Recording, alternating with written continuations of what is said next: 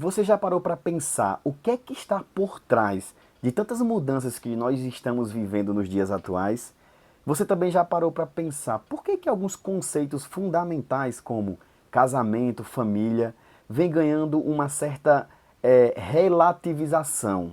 O que é que está por trás de tudo isso? Será que estamos apenas evoluindo como sociedade ou estamos nos afastando de princípios que sustentaram gerações e mais gerações? Quem está moldando a linguagem? Não sei se você percebeu, mas existe uma linguagem hoje muito diferente de uma linguagem que nós vivíamos até certo tempo. Olha que eu não estou falando de evolução de vocabulário.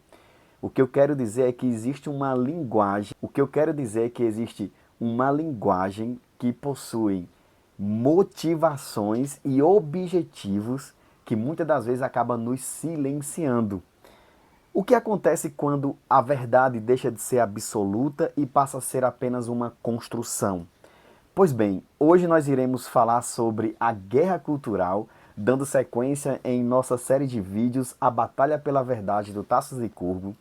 E no vídeo de hoje nós vamos entender o que é essa guerra cultural, como ela funciona e quais são os artifícios utilizados para combater os cristãos. O que é que está por trás de tanta ideologia? O que é que está por trás de umas certas linguagens rebuscadas? O que é que está por trás para relativizar casamento, família? E hoje nós vamos trazer um entendimento teológico para combater essas ideologias. Ideologias as quais são ideologias progressistas, que basicamente traz uma estrutura familiar alternativa, né? Acaba não admitindo a estrutura familiar que nós conhecemos e oferecendo à sociedade estruturas alternativas, desafiando os papéis tradicionais de homens e mulheres e minando o valor e a importância inerente do vínculo matrimonial entre homem e mulher, contribuindo para o aumento da disfunção social e a instabilidade social. Esse texto se encontra na página 41 do Tasso Licurgo. Pois é, as ideologias progressistas trazem novos conceitos de família, e isso acaba minando, por exemplo, um casamento tradicional, causa disfunção e instabilidade social. Não sei se você observou bem, mas esses novos formatos de relacionamento, na verdade, não é um objetivo primário de trazer bem-estar para minorias. Pelo contrário, é um ataque frontal e direto que tenta promover a destruição daquilo que já existe. As ideologias progressistas, infelizmente, elas empregam uma linguagem, por exemplo, carregada de manipulação, utilizando termos emocionalmente apelativos. Preste atenção. Existe um trabalho sendo feito contra o cristianismo, embalado por uma linguagem, e essa linguagem possui termos emocionalmente apelativos.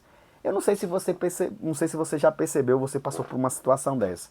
Mas, por exemplo, algumas palavras que nós nos deparamos acabam nos gerando muito desconforto, acabam nos enclausurando e acabam nos silenciando. Eu vou falar um pouco melhor sobre essas linguagens mais adiante. Então perceba que a linguagem manipuladora, e logo mais você vai entender o que são essas linguagens manipuladoras, ela nos silencia, ela nos adverte, ela nos coloca no lugar que nós não deveríamos. Por exemplo, quando alguém chega e diz, não, mas politicamente correto falando, né?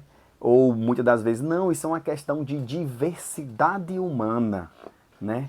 Por exemplo, eu li recentemente um livro que fala de um caso lá nos Estados Unidos que a justiça americana acabou não perseguindo, mas acabou não sendo a favor de um pensamento cristão, porque segundo essa jurisdição americana em um estado lá nos Estados Unidos, segundo ela, disse, não, essa decisão é baseada na racionalidade para que possamos defender os interesses do Estado. Ou seja, ele chamou de racional combater princípios cristãos em função, por exemplo, era um caso de homossexualidade, em função desse caso. O que ele quis dizer, na verdade, é: pensamento religioso cristão não é racional. E muitas das vezes a justiça acaba penalizando o pensamento cristão, dizendo que não é um pensamento racional, que isso é um absurdo, e ainda assim nos colocando no campo da irracionalidade. E não é isso. E pasme, desconsiderando a grande maioria, desconsiderando a democratização, desconsiderando o bem comum, porque eu acho que é um dos primeiros momentos que nós vivemos na sociedade que a maioria é silenciada. E para a maioria estar silenciada é porque um trabalho muito bem elaborado está sendo feito. Por isso que eu estou querendo trazer para vocês, espero que vocês estejam entendendo, existe uma guerra cultural. Né? O Tácito de Cugo vai dizer na página 42 que o uso de uma linguagem politicamente correta, por exemplo, pode sufocar a dissidência e criar um clima de medo, desencorajando discussões abertas e honestas sobre questões sociais. Realmente, existem tantos debates honestos sobre questões reais, mas o politicamente correto chega e pum, te silencia. O politicamente correto chega e você não tem mais o que dizer. E é bonito falar politicamente correto, mas politicamente correto muitas das vezes não é aplicável, não é real, não traz benefício para a sociedade. E às vezes nós queremos discutir coisas reais, problemas reais, mas está difícil hoje em dia discutir problemas reais, porque está tudo muito relativizado e as pessoas não querem ir para o campo da realidade, discutir coisas importantes, coisas que vai mudar o curso da história da sociedade. Não, nós estamos regredindo, nós estamos discutindo coisas que já estão definidas, por exemplo, biologicamente, a questão do sexo, homem e mulher, a questão do casamento, homem e mulher. Então, perceba que nós acabamos dando muito círculo e gastando muita energia para esse tipo de situação. E muitas das vezes nós temos a sensação que os cristãos estão perdendo essa queda de braço, como se diz, né? Estão perdendo essa partida. E se você parar para pensar como é que uma sociedade, culturalmente falando, cristã, de valores conservadores, muitas das vezes estão perdendo. É porque o trabalho é muito bem feito e um desses trabalhos que estão sendo muito bem feitos é a questão da linguagem. E a ideia hoje é que você entenda para que você não caia nas armadilhas da linguagem. O marxismo clássico, que era aquela questão da luta, né, pelas classes econômicas, hoje tem outra roupagem. Hoje não é o campo da economia. Não ache que vão acabar com o capitalismo. Não é mais sobre isso. A questão é uma batalha cultural e ideológica. O marxismo ideológico traz uma mudança para a sociedade por meio do materialismo, ou seja, foque no material, foque no consumo, foque nas coisas palpáveis, foque nos seus sentimentos, foque nas suas emoções e esqueça o transcendente.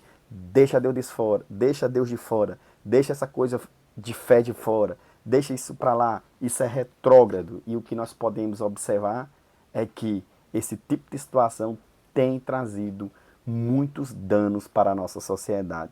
Você que é jovem, eu tenho um convite para fazer para você, principalmente se você defende essa questão do marxismo ideológico ou essas ideologias. Tome muito cuidado, de verdade.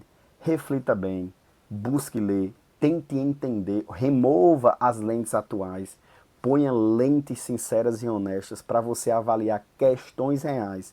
Logo você vai ver que você muito provavelmente tem sido uma vítima desse tipo de sistema. O que prevalece é o relativismo. O que prevalece é a construção social. O absoluto não existe mais. Então, a crise da verdade relativizada, encontramos Pôncio Pilatos fazendo o mesmo em João 18, 37, 38. Porque a relativização da verdade não é de hoje.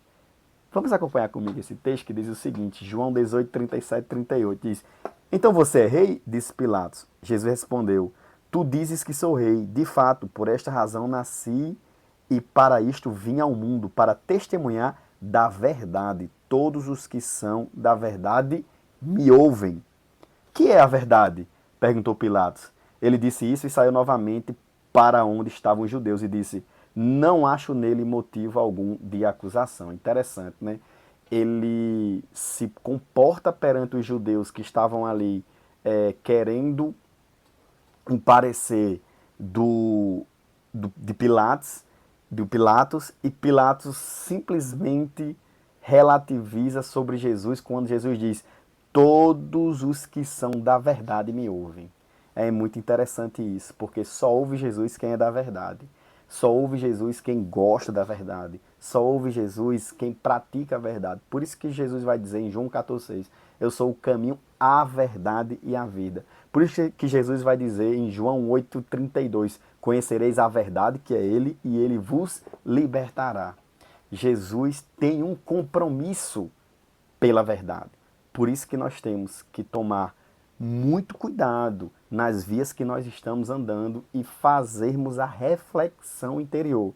Eu estou seguindo ideologia A, B ou C, ou eu estou seguindo o caminho A ou B ou C baseado na verdade? Faça isso, faça esse exercício. Pois bem, o marxismo visa desmantelar as estruturas. E o pior, causando dissidência, causando polêmica, causando divisão. Misericórdia, divisão. Não sei se você já parou para pensar, né? Hoje você chega em um lugar, eles já querem te rotular como X ou como Y. Vou melhorar para você. Qual o seu gênero? Qual a sua cor? Qual é a sua raça? Como é que você se identifica?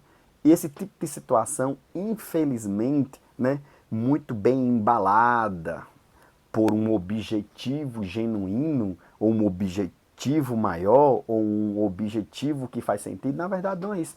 Na verdade é, quero dividir as pessoas. A unidade é alvo dos ataques marxistas, pois o seu objetivo é formatar uma sociedade dividida, fragilizada. A unidade é o alvo dos ataques marxistas. O seu objetivo é formatar uma sociedade dividida, fragmentada, segregada, que tenha políticas voltadas, por exemplo, para a identidade individual, promovendo um caos mútuo. Essa é a ideia, é um caos mútuo. Eu sou negro, eu sou branco, eu sou pardo, eu sou amarelo, eu me considero um animal. Agora também apareceu essa nova forma de se identificar. Eu sou cisgênero, transgênero, bi, tri, pan, são tantas opções para você se definir, mas na verdade a ideia é, quanto mais opções de se definir, mais divisão eu tenho. A ideia do marxismo é, eu não quero unidade. E infelizmente, esse tipo de objetivo é contrário ao que as escrituras ensinam. Por exemplo, em Gálatas 3, 28, vai dizer o seguinte, eu faço questão de ler para vocês. Gálatas capítulo 3, 28. Não há judeu nem grego, escravo nem livre, homem nem mulher, pois todos são um em Cristo Jesus. Você não precisa se diferenciar em tantas camadas sociais. E você não precisa fazer isso para se sentir melhor. Você não precisa se separar para se juntar com grupos menores. Você precisa entender que, apesar das diferenças, você é um em Cristo Jesus. Muito maravilhoso. Nabucodonosor, por exemplo, ao levar os hebreus como Daniel, Ananias, Misael e Azarias para sua corte, buscava moldá-los segundo os valores babilônicos. Interessante, né? Porque ele oferecia, por exemplo, privilégios, confortos, uma nova identidade espiritual, uma nova identidade de nome, porque Nabucodonosor mudou os nomes. Então essa estratégia de sedução cultural é replicada hoje, né? Nada mudou, as estratégias aí são basicamente as mesmas. Vamos falar agora um pouco sobre manipulação da linguagem. É uma das armas mais eficazes dessa estratégia de dividir. Interessante, né? Dessa estratégia do marxismo. Porque termos como tolerância, diversidade, inclusão são utilizadas para silenciar dissidências e impor conformidade ideológica. É muito interessante, porque esse tipo de palavra, diversidade, inclusão, muitas das vezes acaba nos silenciando, acaba nos deixando ali numa situação, num aparato que a gente, se for até levantar uma crítica ou querer conversar sobre o assunto, já vão te rotular como preconceituoso, intolerante. E essas palavras foram arquitetadas, objetivadas, foram pensadas justamente com essa intenção. Porque quando eu chamo uma pessoa de preconceituoso, intolerante, machista, vou fazer aqui um parêntese, tá? Eu não estou dizendo aqui que alguns comportamentos, que qualquer comportamento estaria correto. Porque muitos comportamentos, infelizmente, são danosos. Tem muita gente que de fato são preconceituosos, racistas, e isso não é tolerado. Isso não é uma atitude cristã. Então tenho que fazer esse parênteses aqui. Mas o que eu quero dizer é, e de acordo com a visão do autor, que de fato muitas dessas palavras foram, todas essas palavras na verdade, foram pensadas para silenciar. Porque se alguém chegar para você e dizer preconceituoso, intolerante, machista, e se você já foi vítima dessa situação sem ter culpa, sem ter intenção, sem ter se comportado como tal e se achou silenciado, comenta aqui. George, interessante demais, ó. Esse autor aqui, o George Orwell, acho que é essa a pronúncia, né? Ele traz a seguinte ideia. Ele analisa como a linguagem ela pode ser manipulada para servir interesses políticos. Interessante, né? Distorcendo a verdade e promovendo ideologias. Ou seja, como pode ser utilizada como ferramentas de controle por meio do seu esvaziamento de significado e transformação em instrumento de opressão. Essa manipulação cria um sentimento de medo na qual indivíduos hesitam em expressar suas crenças por receio de sempre serem rotulados como intolerantes ou preconceituosos. Interessante, né? Página 52 e 53. Infelizmente, esse tipo de situação é muito comum. E aí a política identitária, como nós falamos anteriormente, vai trazer uma ênfase irreconciliável. Não há como reconciliar raça, gênero e orientação sexual. Ela traz essa diferença justamente para dizer o seguinte: não se reconcilie com aqueles que são diferentes. E aí cria uma guerra, e aí cria uma batalha, baseado no quê? Na divisão. Ah, minha raça é X. Ah, meu gênero é Y. Ah, minha orientação sexual é Z. Então, esse tipo de situação fragmenta a sociedade e enfraquece as comunidades baseadas em fé. Não sei se você já percebeu. O cristão é preconceituoso, é intolerante. Em alguns casos são, infelizmente. Mas, no modo geral, já são rotulados, já são taxados como tal. Muitas das vezes o cristão não tem nem voz, não tem nem o direito de falar. Ele já é rotulado e isso divide e polariza, minando a unidade que deveria caracterizar a igreja. Como nós vimos, enquanto Jesus quer trazer unidade, as ideologias querem separar as pessoas. E aí a erosão das instituições tradicionais acabam acontecendo e comprometendo a nossa vivência, a nossa sociedade. Por exemplo, a questão do casamento. Querem redefinir o casamento. Mas essa redefinição é um ataque à base da procriação, do ambiente primário da criação de filhos. A tradição, minha gente, eu já falei isso em algum momento, não é uma repetição, mas um voto contínuo de eras e eras de que o modelo funciona. É isso. E eu já falei sobre isso, né? Então a destruição do casamento tradicional é, portanto, não apenas um ataque às normas culturais contemporâneas, mas uma rejeição da sabedoria acumulada ao longo dos séculos. E aí é por isso que você tem que tomar muito cuidado. Porque se você é contrário ao conservadorismo, tenha muito cuidado, porque você pode estar desconsiderando uma construção de saber, de conhecimento, de experiência que são testadas e mais testadas durante muitos e muitos tempos e que são aprovadas e que deram certo até hoje. Você, que tem 20, 25 anos, 30 anos de idade, muitas das vezes, pode estar contrariando séculos e séculos de construção. Então, tenha muito cuidado com as suas atitudes, porque você pode pagar um preço muito alto.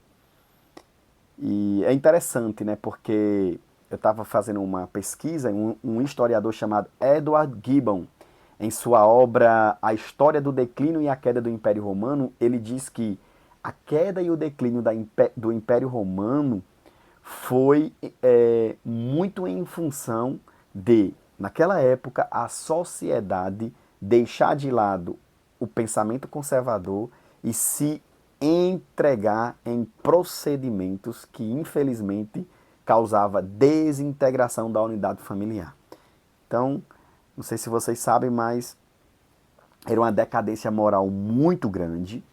Era a sexualidade, infelizmente, o sexo em si era uma decadência terrível.